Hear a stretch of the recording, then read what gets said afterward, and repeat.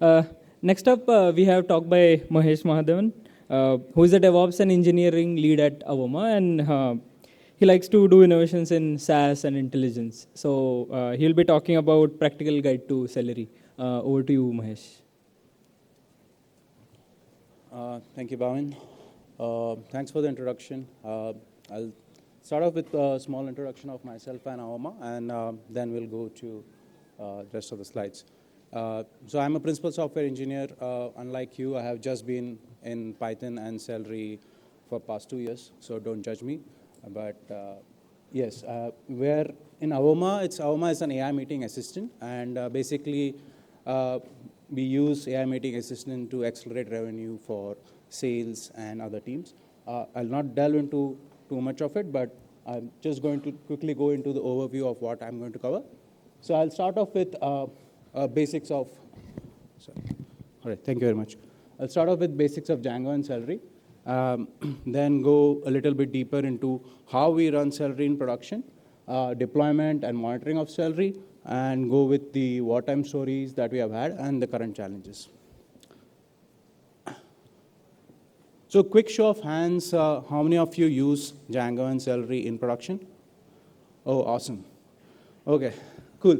So I don't have to go much deeper, but I guess mostly people know here that Django is all batteries included framework.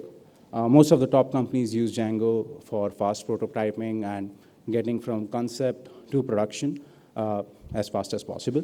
We also use it as our backbone. Celery, on the other hand, is basically it helps to offload most of the time insensitive tasks. You can say that long-running tasks could be offloaded to an async worker. So it's basically a Unix async worker, and we use it for the same purpose. We kind of offload all of our email events or video processing events or report events. All of them, we move them to offload them to Celery workers.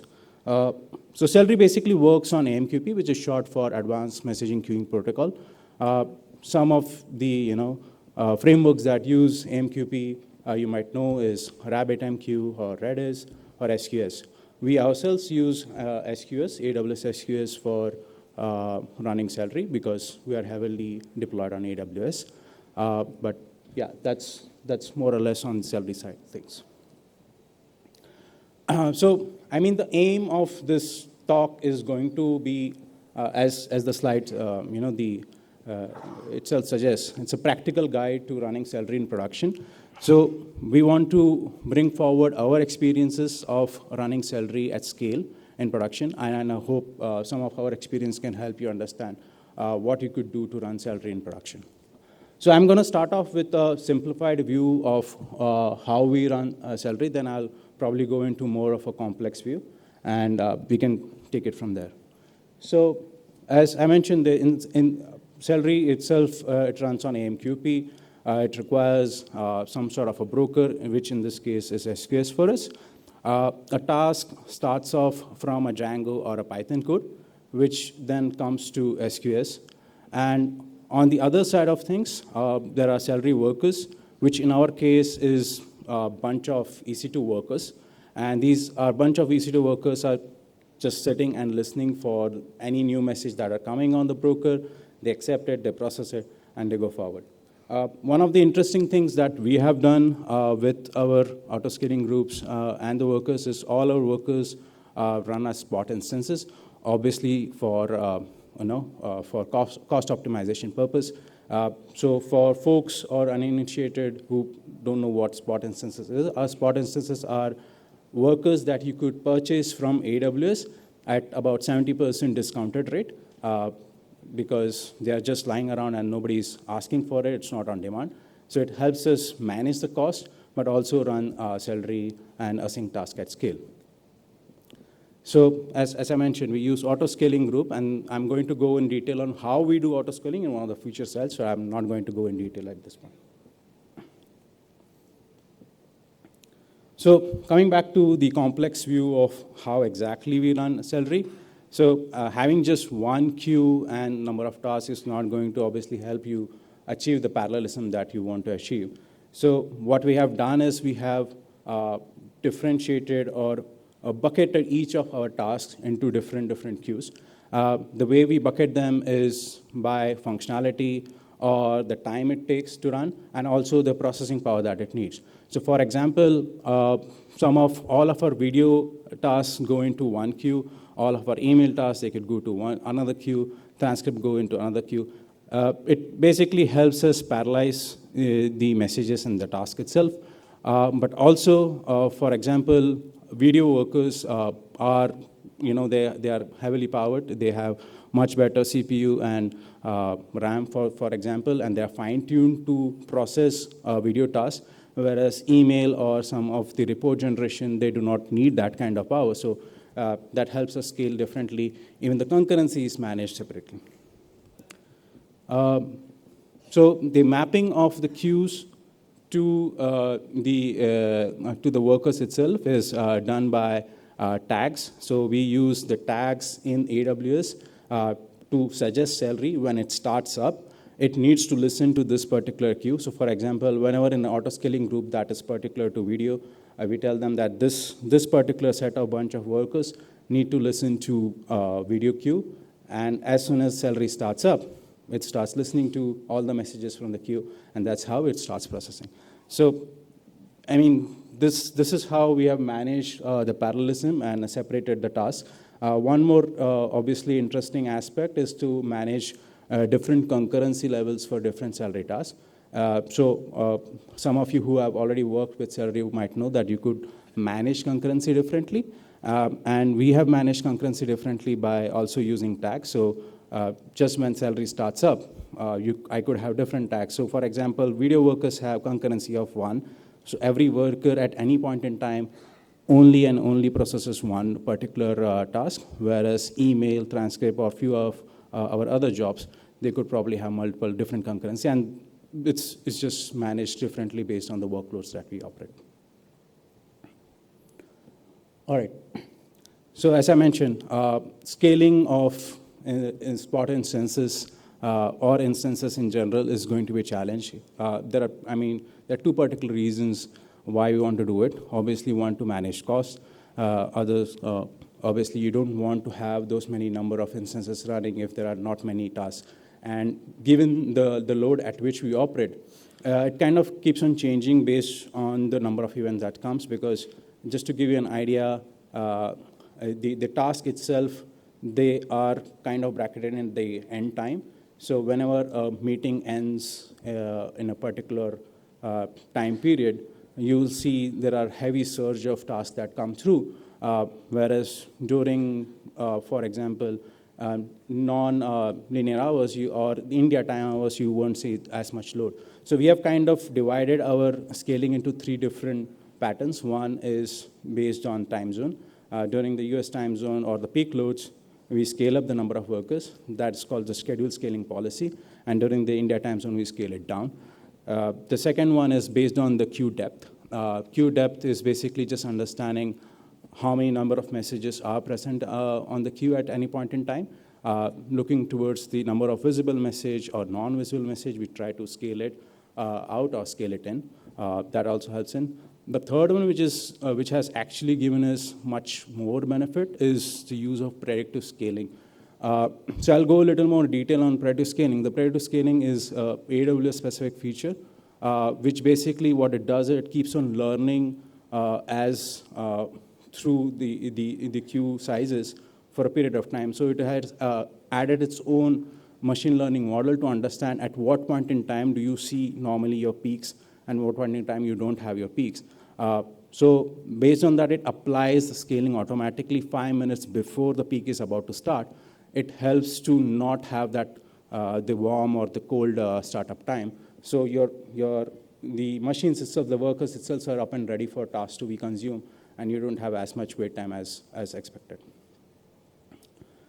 Some of the challenges that we had specifically in scaling in are due to the Spot scaling. So for example, one of the disadvantages some of you would know about Spot is that the whole point of the Spot would be that, I mean, even if they give you at, at a lower cost, the spot workers could be reclaimed by the AWS at any point in time they will give you a 2-minute window, and they could just go ahead and terminate it. And that's how they manage their cost. So having said that, you need to gracefully shut down Celery whenever such an event comes through. And there are a number of ways how we have managed it. One of the ways is simply using a cron script to keep on looking at what point in time a spot termination has been invoked at a particular worker. And when something like that happens, we tell the Celery to stop taking any more messages from the queue and gracefully shut down, and it doesn't accept any more messages. The other challenge that we had specifically is during scaling in. So since we manage our own scaling in policy, that could also mean that you might have an existing worker that is processing. So you need to tell that worker, you know what, auto scaling group has already initiated a scaling on this particular instance. You need to gracefully shut down. One of the challenges that we had earlier on, we were using something similar like cron. We were using AWS APIs to identify if auto-scaling group has initiated the scale down event, but we started hitting the AWS API rate limits. I mean, the other advantage we had was since we are on AWS, we started sending the auto-scaling groups events on scale-in to EventBridge, and from EventBridge, we sent the information to Lambda, and Lambda invoked a SSM message to the instance itself to start gracefully shut down Celery workers. So this kind of helped us manage the scaling, which otherwise was a challenge for us, because managing scaling would possibly make any of the messages to abruptly not process. A quick show of the stats or the volume at which we operate currently in production. So as you can see, that number of unique Celery tasks that we have is around greater than 150. We have managed the queues and auto-scaling group to kind of divided them into 50 each. So, I mean, we have 1:1 mapping now altogether, so around 50 queues to around 50 auto-scaling groups.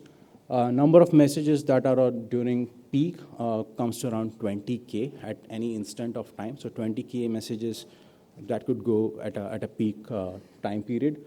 Total messages that are on queue in a 24-hour period would be somewhere around 10K to 1 million. And total number of workers which process all of these, they could scale from 100 to 300. I'll quickly move to the second slide to describe how our deployment works, because that's more visual.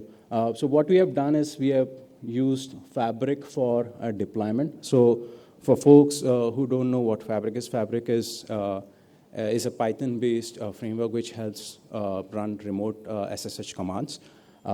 So to manage our deployments, we had to make use of Fabric and code deploy in tandem. One of our earlier methods of doing deployment was sequential. So it basically just built artifacts and used to just send SSH remote commands to deploy on each of these machines. But obviously, as we scaled up, the number of workers started growing. This became, quite time-consuming, and we started seeing the time taken for deployment went up to like 2 hours, which was not something that we could afford, because we normally did multiple deployments during the day, and we wanted faster deployments. So the way we managed it is using Fabric. We continue to use Fabric, but in tandem, we started using code deploy for it. So if you see the sequence of events is Fabric pushes the artifacts to S3, and each of our artifacts are versioned, they're tagged, they're versioned, and in parallel, we send to all our auto-scaling groups, we send a message saying that, the new artifacts are uploaded, go ahead and start the deployment for the same. And code deploys then initiates deployment in parallel to each of these auto-scaling groups. Then they pull these versioned artifacts from from S3, and they could start parallel deployments of each of these workers. And they could be done like probably at half at a time interval or all at a time or one at a time based on the nature of each of these workers itself. But it brought down the time of deployment from 2 hours to around 5 to 7 minutes. So that kind of helped. I mean, I've kind of explained the same thing in the slides. But I think one more thing that I wanted to show is, along with that, we also had to build our own monitoring tool in order to understand how many of these workers have been actually deployed versus how many are still getting deployed, because there was no way for us to reconcile that deployment has finished. And the way we simply did it is using a Grafana dashboard. So what you see is a Grafana dashboard showing the number of workers that are out there running and how many of them have been actually deployed. And it's a simple trick. After the deployment, we just tag that particular worker with the version number of the deployment. And then we simply use something like Athena database just to pull in the information and just match it, saying that, you know what, if this worker is actually deployed with this particular version or not. So it helped us reconcile the differences. Otherwise, there were cases earlier on where people would complain that even after the deployment, things have not taken effect, and that are basically because the deployment did not go through for one reason or the other. This helped us reconcile those differences. All right, going towards the monitoring aspect of Celery. Obviously, with so many workers and queues, it becomes important to monitor how things are going through, to understand if queues are getting drained at specific interval or not. So we have used multiple, we had explored some of the tools that are already there. For example, Celery Prometheus, Flower, but most of those tools did not work for us. I think one of the challenges with most of these tools were they don't support SQS. So we eventually kind of ruled out all of these, and we ended up building our own dashboards in order to support this. So one of the dashboards that you see on the top corner is, if you see, it's a side-by-side difference. On the left side, you see is the data that is being pulled from AWS of queue. It shows number of messages on the queue, the age of oldest message.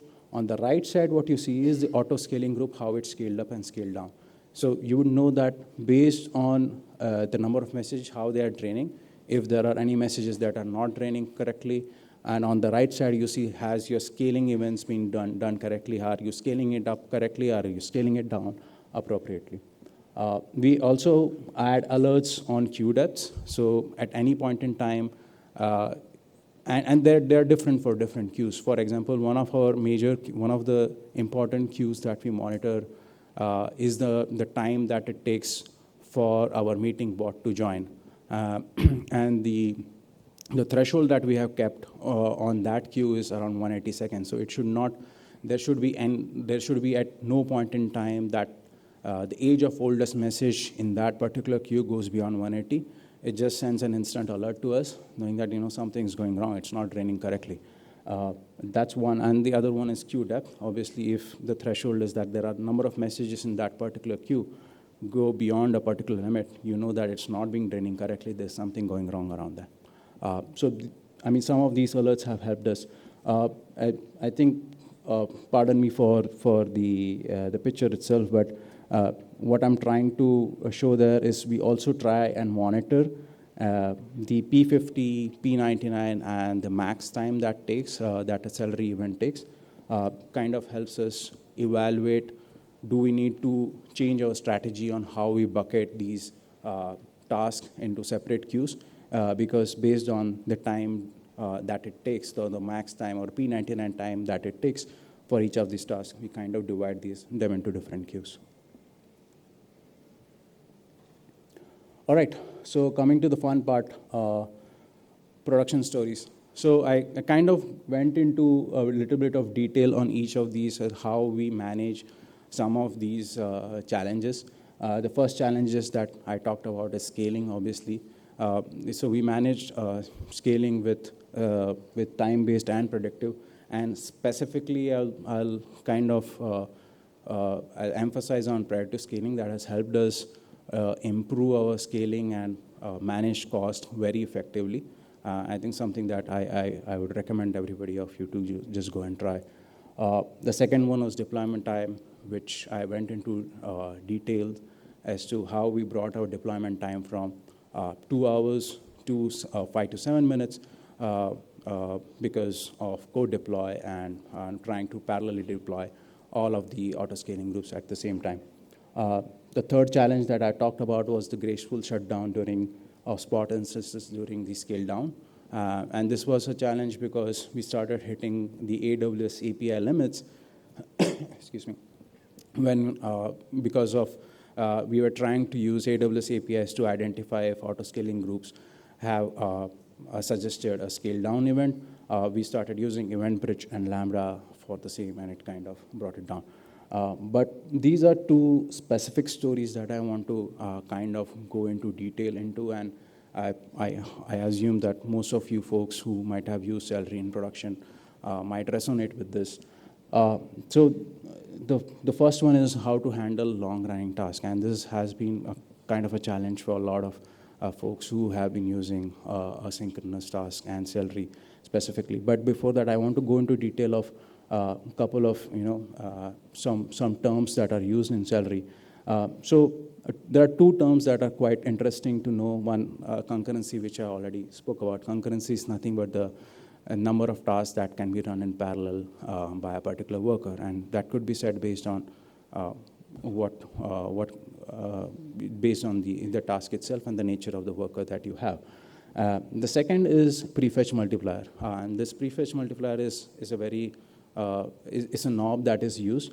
So the way Celery works is that if you have a prefetch multiplier of 1 and a concurrency of 10, it's going to eventually pull 20 tasks or 20 messages from the queue. 10 which are acknowledged, 10 which will go unacknowledged. They'll just go ahead and sit in Celery worker. And they do it for obvious reasons, for performance benefit, because the round trip time to pull the data from the queue is going to be huge. So they say that, you know what, let me prefetch these messages, keep them unacknowledged, and I'll process them once the first 10 goes through or whenever I have a free time. But yeah, it works well for short tasks, but it doesn't work as well for long-running tasks. Now, there is no direct setting in Celery to tell them that, you know what, do not prefetch. Prefetch 0 basically means that it will continue to prefetch as much as is want. So the only way to manage it is by setting something called as task accolade true. What it means that instead of acknowledging a task as soon as it accepts it, it's going to wait until it finishes processing to acknowledge it, and set the prefetch multiplier to 1. So it means that it is just going to take in only as many tasks as it can process. The advantage of this is going to be that if there are any other workers who are available and free to process the tasks that are on queue, they're available for them, and it could just go around and get processed rather than sitting unacknowledged in a Celery worker and not getting processed while there are other workers that could bring through. So I've kind of put in a link for some of these, how it is done. You could go into detail, but that's one. The other knob that is quite interesting and something that could be quite powerful is a visibility timeout. And this is a knob on the queue, not in Celery itself. So what visibility timeout basically means is that it's the time that the broker will kind of hold the message until it's not deleted, and it's not going to give it to some other worker to process. So in short, all of these 10 messages that you see that are unacknowledged, they will remain in the queue, but not be given to any other worker unless and until they themselves don't get acknowledged by the worker itself. So it's possible that in case of a long-running event, these 10 tasks are having a small visibility timeout of probably 5 minutes. And if your worker itself is taking more than 5 minutes to process some of these events, the same task might be given to some other worker that could cause some sort of an integrity issues.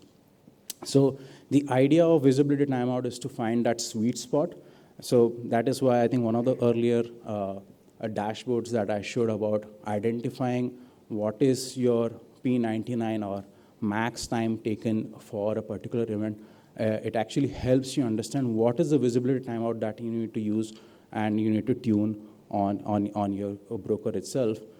So I mean, the simple math that we use is the max time taken plus add a buffer of 2 or 3 minutes, so that you would never have a situation where you have duplicate messages going in and out to multiple workers.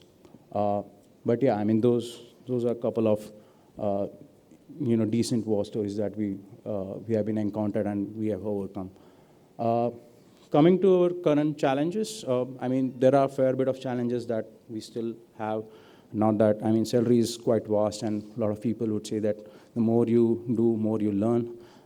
So, I mean, we still kind of are trying to optimize ways to finish how to handle the incomplete task due to cycle spot workers and the prefetch task handling. There are still those corner cases and events where these prefetch tasks do not get managed. I mean, we have been able to use crons and retries to get through it, but we wanted to get to a spot where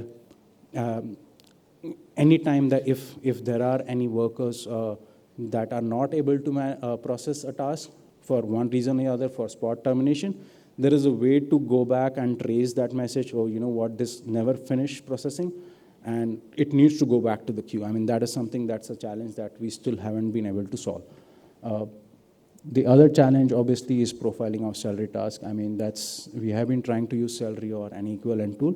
But yeah, I mean, there is, given the volume at which we operate, using any other tools like Datadocs, Entry itself, it becomes cumbersome to look through all of that data. Scaling of workers using Docker. Yeah, that is something that we have tried, and at a small scale, we have already done that.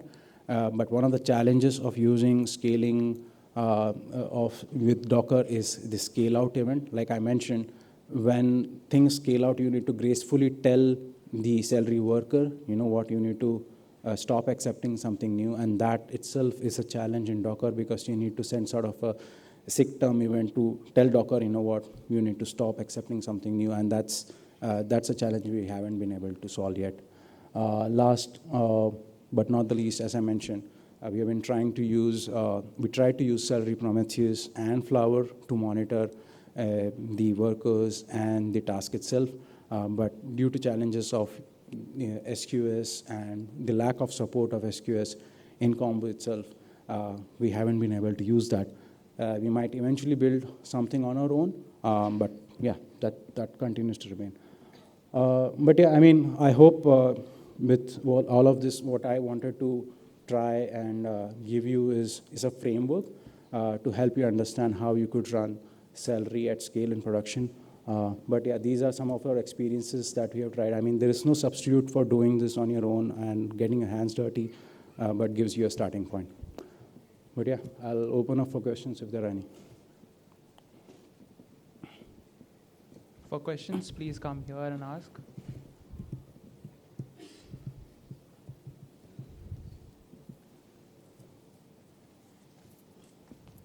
Hey, thanks. This was a good talk. Can you speak a little louder? Sure. Yeah. Okay. You talked about tasks act late. Yeah. I did try that about 3 months ago, and Cool. what started happening was there were some user queries for which the worker would always OM at like the pod level of Kubernetes, and it would crash in a way that would. My appendix is OM. We could talk in length at it. So I didn't specifically add this in the slide. OM is a challenge in itself in Celery, and that needs to be handled separately.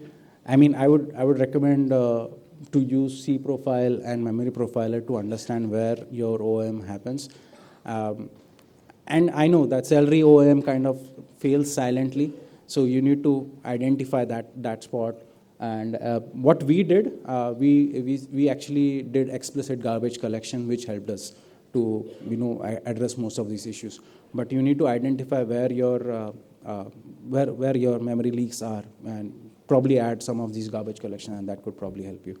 Another small problem on like when we tried to scale it out to multiple machines and in like a Kubernetes architecture, my Sentry is now filled with connection errors at the level of AMQP. Connection errors from the RabbitMQ.